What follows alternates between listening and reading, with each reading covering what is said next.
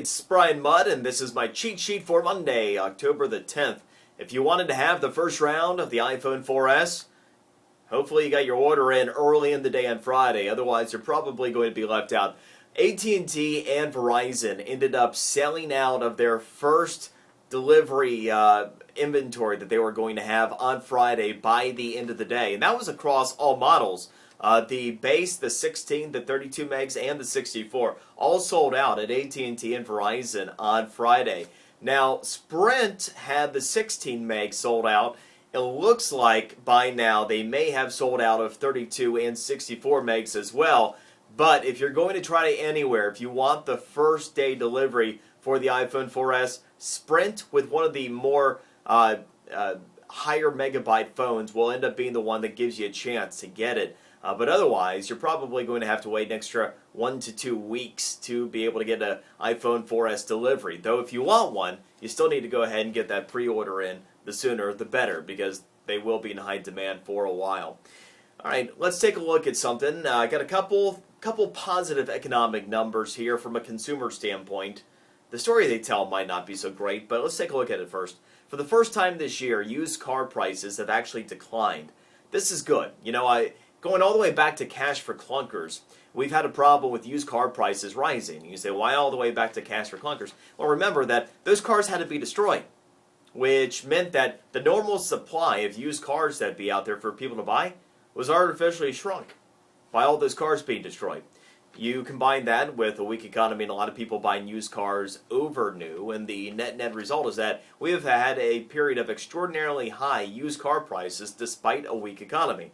Well, we finally saw, for the first time in September, a 1.4% fall in the price of the average used car from August, and actually the first time we've seen a year-over-year decline since before cash for clunkers, prices down 1% year over year. It also looks like used car prices will continue to decline through the rest of the year. Let's put that back to back with what could be the airline economic indicator. Airline flight load had been increasing by 1.5% throughout the entire course of this year. We saw in August a dramatic step backward, a 1.6% decline in airline traffic. So we take a look at a couple of things here. We are wondering if we could be heading towards a double dip in the economy. The data suggests that we could be, though we all hope that it doesn't actually happen. If we put a sudden drop in used car prices back to back with the sudden drop in the airline traffic number, and it might start to paint a little bit of a negative economic number, though, again, this could mean better pricing for used cars and potentially for flights as well. Health insurance. We've talked about the rising cost of it, all of the problems associated with it. Let's talk some hard numbers. Remember how healthcare reform is going to fix the problem, none the least of which was going to be access and cost, right?